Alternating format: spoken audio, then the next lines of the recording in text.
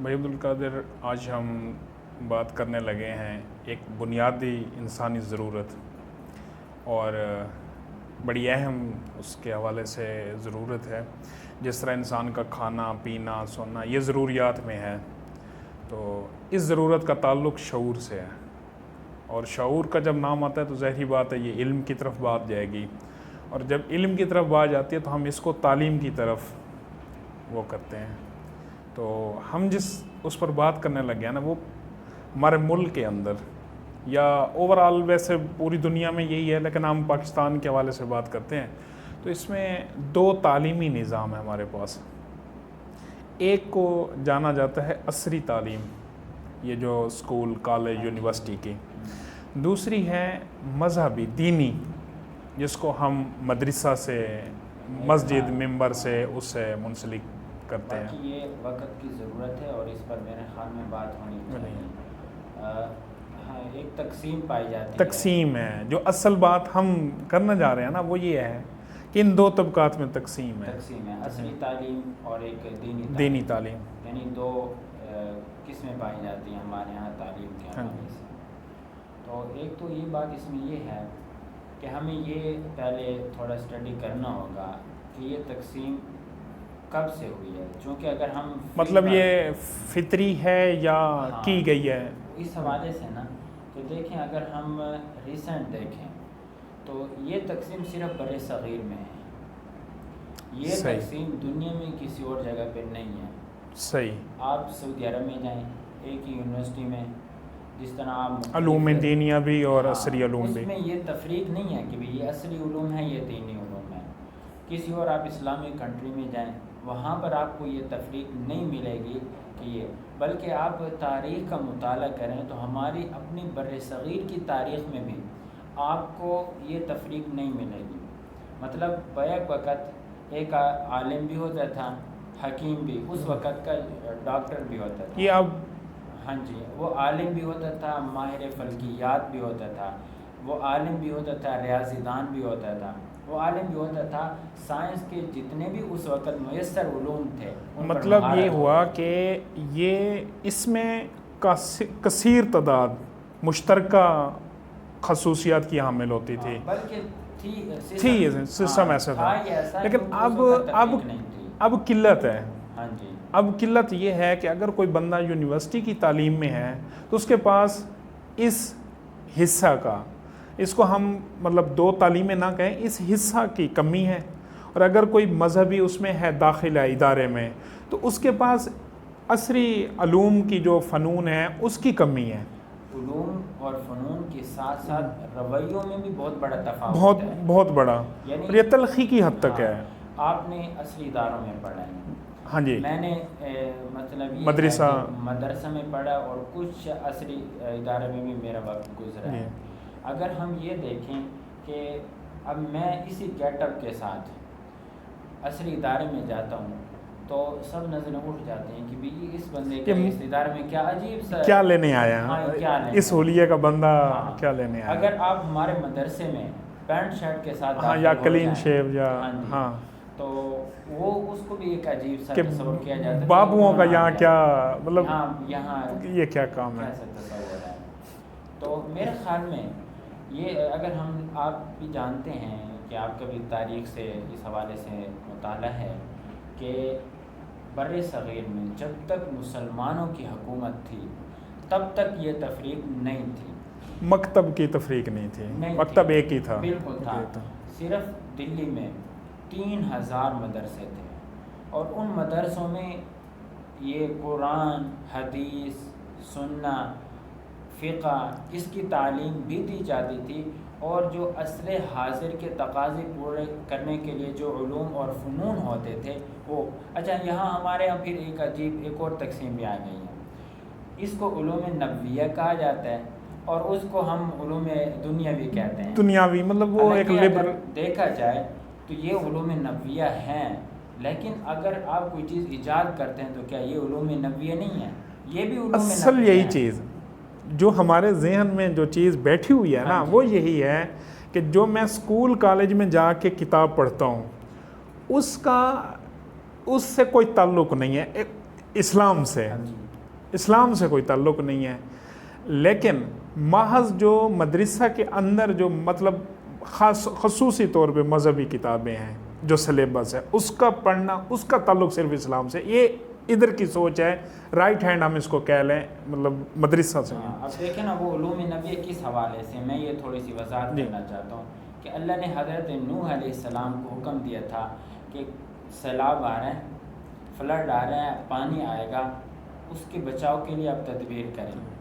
وہ تدبیر کیا تھی کہ آپ نے کشتی بنانی ہے، اور پھر اس میں فلاں انسانوں میں سے انسانوں کو ڈالنا ہے، پھر اس کے بعد جانوروں میں سے کس کس کو ڈالنا ہے، پرندوں میں سے کیا کیا ترتیب بنانی ہے۔ اب بتائیں کہ اللہ نے حضرت نوح علیہ السلام کو کشتی بنانے کا علم دیا تھا تو انہوں نے کشتی بنائی ہے نا، بالکل۔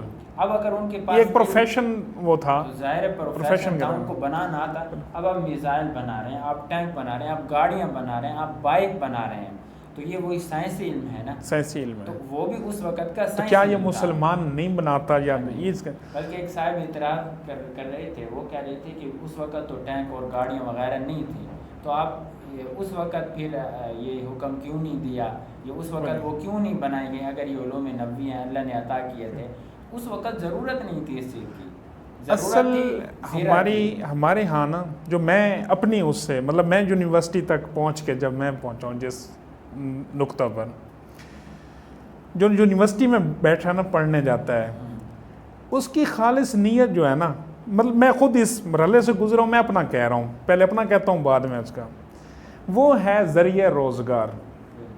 میں اس لیے اکاؤنٹنگ پڑھا ہوں، فائنانس میں نے اس لیے ڈگری کی ہے کہ میں ایک اچھی سوٹڈ ووٹڈ پروفیشنل ماحول میں بیٹھ کے نا نوکری لوں گا، پیسے آئیں گے، پیٹ بھرے گا۔ مجھے یہ لگتا ہے کہ اگر میں قرآن و حدیث کا جو مطلب سننا، فقہ، اس کی کتابوں کا، اس کا علم لینے جاتا ہوں نا، تو مجھے نوکری نہیں ملے گی، میری جاب نہیں لگے گی، کھاؤں گا کہاں سے؟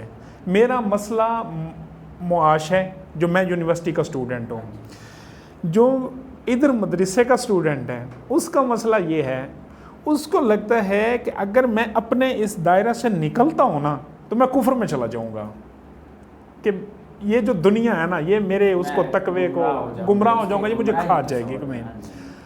اب اس کے حل کی طرف، یا اس کو اب کچھ لیول پہ ہم کہتے ہیں کہ کچھ ہوئی ہے، مطلب مدارس کے اندر بھی اس کے اوپر کچھ کنونشنز ہو رہے ہیں اب، اور ہم دیکھ رہے ہیں کہ کچھ ٹرینڈ چلا ہے کہ دنیاوی علوم میں اگر ہم، بلکہ میرے خیال میں، میرا ذاتی خیال ہے، آپ اس سے اختلاف کر سکتے ہیں، کہ اب جو ٹرینڈ ہے نا مدارس کا یا اس طبقے کا رجحان اس طرف بڑھ رہا ہے، زیادہ ہے، لیکن یونیورسٹی کا نہیں ہے، وہ 1% وہ نہیں ہے۔ یا تو یہ ہے کہ یہ لوگ سمجھ گئے یا ہم لوگ سمجھ گئے اس ضرورت کو، وہ لوگ اس ضرورت کو نہیں سمجھ رہے۔ اب ہوا یہ ہے، جب ہم نے اس تعلیمی، اصل تو مقصد یہی تھا نا، ہمیں جو الگ کیا گیا تھا نا سلیبس کو، سلیبس الگ ہوا، اس کا بنیادی مقصد یہ تھا، یہ طبقہ تو نہیں ہونا تھا شکار، یہ طبقہ نہیں ہونا تھا شکار۔ میں مدرسہ والے کی بات کر رہا ہوں، یہ اپنے نظریات میں وہیں کھڑا ہے۔ اصل ہمیں نظریاتی تفریق ڈالنی تھی، یہی کہ بھئی یہ کفر اور اسلام کی ایک لائن کھینچ دو تعلیم میں، مسٹر اور ملا۔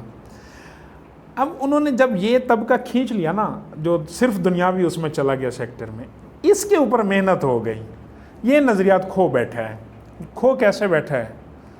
میرا 6 سال کا کو ایجوکیشن کا مخلوط نظام تعلیم کا ایکسپیرینس ہے، اور 10 سال میری سکولنگ ہے اس کے اندر۔ وہ اس 16 سالہ کیریئر میں نے مذہبی جو اپنے اوپر مطلب اس کو کہیں کہ چینج لانے کی جو ایفرٹس ہیں، وہ پورے 16 سال میں نہیں دیکھی۔ بھائی پھر اب کوئی یہ سمجھے کہ میرا تعلق مذہبی اس سے ہوتا ہے اٹھنا بیٹھنا، تو شاید میں ان کی فیور میں نہیں، کوئی میرے ساتھ اوپن ڈائلاگ پہ بیٹھ جائے کہ ہماری چینج کرنے کی، ہمیں یہ چینج کرنے کا کیا گیا ہے کہ آپ نے ٹائی کا، سوٹ کا، پینٹ کا، اس چیز کا خیال رکھنا ہے، بکس کا مطلب کہاں سے کیس اسٹڈیز پڑھنی ساری، لیکن مذہب کو کیسے اختیار کرنا ہے آپ کی شخصیت میں۔ کمائی تو ہے، معیشت کو ہم نکال نہیں سکتے، اگر معاشی ہم تنگ دست ہوتے ہیں تو ہمارے اندر واقعی دین بھی نکل جاتا ہے. لیکن ہمیں ادھر سے مذہبی ایک اسلامی یا اخلاقی اقدار کو پروان چڑھانے میں وہ بالکل بس کوئی اگر پرسنلی کوئی ایسا ٹیچر تھا کہ جس کا مذہب سے لگاؤ تھا تو وہ ضرور گفتگو بھی کرتا تھا یا اس کو جو موقع ملتا تھا وہ واضح و نصیحت میں نہیں. لیکن مدارس میں نے ایک چیز دیکھی ہے کہ وہاں جہاں وہ آپ کو مطلب جہاں آپ لے رہے ہیں تعلیم جو آپ کا اسلامی نظام ہے وہ تو ٹھیک بہترین چل رہا ہے, اس کے ساتھ وہ آپ کو ایک بہترین انسان بنانے کی بھی وہ کرتے ہیں, آپ کے اوپر ایفرٹس کرتے ہیں, آپ کو ایکسرسائزز اس طرح کی کرائی جاتی ہیں. میرے خیال میں یہ صرف اور صرف ان لوگوں کا جو یہ دیوار کھینچی ہوئی تھی نا, ان کا نظریہ تھا, اس میں یہ ٹریپ زیادہ ہوا ہے. عصری علوم جو اب تقسیم جب ہوئی ہے تو میں کہنے میں توجہ اسی جانب ہو گئی. آپ اس حوالے سے تاریخ کو پڑھنا پڑے گا, اس کے بغیر آپ کو اس حوالے سے آگاہی حاصل نہیں ہو سکتی. اس کا جو خوفناک رزلٹ آ رہا ہے نا وہ آ رہی ہے دہریت. میرا نظام تعلیم یہ مجھے کہہ رہا ہے کہ اگر میں نماز نہیں پڑھتا, اگر میں اللہ کے حکم کی تعمیل نہیں کرتا, یہ میرا اور اللہ کا اور کبار فلاں یہ بس یہ گھڑے ہوئے ہیں, اگر ہمیں عذاب ہی دینا ہے اللہ نے یہ تو پھر ہمیں پیدا کیوں کیا, مطلب وہ تقدیر کے جو اور قدرت کے اس کے اگینسٹ اور برملا گفتگو ہوتی ہے. یہاں پہ اللہ کے وجود پر بحث ہونے لگی کہ حضرت یہ تو میرے سامنے کا واقعات ہیں. ظاہر ہے کہ ایک دو مرتبہ اس طرح کی گفتگو چلی بھی ہے عصری اداروں میں, مطلب یہ ایمان کے حوالے سے, عقیدے کے حوالے سے, بحیثیت مسلمان بھی تو ہمارے ایک شناخت ہے نا, اس حوالے سے بھی انتہائی خطرناک چیز ہے. تو بنیادی چیز جو میں نے کہا نا تاریخ پر نظر ضرور ڈالنی ہوگی کہ انگریز کے آنے سے پہلے یہ تفریق نہیں تھی. انگریز کے آنے کے بعد جہاں ہماری فرقہ واریت یہاں پر ابھری ہے, فرقے قومیت ابھری ہے, قومیت حوالے سے لسانی تعصب پیدا ہوا ہے, وہاں پر ہمارا جو تعلیمی تفریق ہے یا تعلیم کے حوالے سے جو ہماری تقسیم ہے وہ بھی وجود ہے. اب اس کی مثال ہم یہ لیں, اگر کینسر ہوتے کسی کو تو کینسر کی جو دوائی ہے اگر اسی کو ہی الٹ دیا جائے تو لا محالہ وہ کور تو نہیں ہوگی نا بیماری. جس چیز نے ہمیں شعور دینا تھا, جوڑنا تھا, ایک امت کی روپ میں لانا تھا, ہم نے اسی کو ذبح کر دیا ہے. اور بڑی اس کے ساتھ کیمپ بھی ہیں, اس کے اوپر کوئی ایسی ایفرٹ. اچھا میں بڑا حیران ہوتا ہوں کہ جب بھی ہمارے جو یہ تھنک ٹینکرز ہیں اور ہمارے انجینئرز جو انسانی فلاح کے وہ ایک اصطلاح یوز کرتے ہیں کہ جی ہمارے مدارس کے طلباء کے کہتے ہیں کہ ان کو قومی دھارے میں لانا ہے. مطلب اگر آپ مدرسہ میں پڑھ رہے ہیں تو آج تک آپ 2022 کی آج کی صبح تک آپ قومی دھارے میں نہیں ہیں. اسلامی جمہوریہ پاکستان میں مدرسہ قومی دھارے میں نہیں ہے. لیکن دوسری طرف جن کو ہم نے قومی دھارہ شمار کیا ہوا ہے اس کی پوزیشن یہ ہے کہ لگ بھگ اس وقت 2 سے 2.5 کروڑ گریجویٹ اور یہ جو میٹرک کے بعد کی ایجوکیشن والا وہ گلی محلے میں مختلف کرائم میں, بے روزگاری میں. اچھا جن کو ہم نے یہ نظام دیا نا قومی دھارے والوں کو, ملک کے سارا آج تک سارا نظام انہیں کے ہاتھ رہا ہے. ہر برائی جو مطلب نیشنل لیول پہ ہے تو وہ ادھر سے ہی ہے. بالکل. اب یہ دیکھیں نا حکمران تک کا انہی میں سے ہے, بیوروکریسی انہی میں سے ہے, کیونکہ ہم نے ان کو تو قومی دھارے میں جب شمار نہیں کیا, قومی دھارے میں شمار نہیں کیا, ان کو حصہ بھی نہیں دیا نا اپنے ملکی نظام میں. اس کے باوجود بھی کوئی بھی برائی آتی ہے ذمہ دار یہ مولوی ہوتا ہے. پھر ایک اور بات آپ نے کہا نا کہ قومی دھارے میں لانے والی, آپ خود دیکھیں کہ پاکستان کی ثقافت اس کے مطابق لباس کس کا ہے. پاکستان کی ثقافت میں زبان جو ہماری قومی زبان ہے اس زبان کو زیادہ بولنے والے کون لوگ ہیں, مطلب زیادہ اس طرح کے والے یہاں بولا جاتا ہے نا. اچھا جو بھی چیزیں پاکستان قومی دھارے میں جو چیزیں شامل ہوتی ہیں وہ تو اس طبقے نے اپنائی ہوئی ہیں، لیکن یہ طبقہ پھر بھی یہ قومی دھارے میں نہیں آیا، نہیں ہے۔ بنیادی وجہ وہی ہے کہ یہ تقسیم انگریز کے اس دور سے شروع کی گئی ہے، اور یہاں پر مسلمانوں پر حکومت کرنے کے لیے آپ کو بھی علم ہوگا کہ مسلمانوں پر حکومت کرنے کے لیے انگریز کا بنیادی فارمولہ ڈیوائڈ اینڈ رول کا ہی تھا کہ انہوں نے پہلے تقسیم کیا، تقسیم کرو پھر حکمرانی کرو۔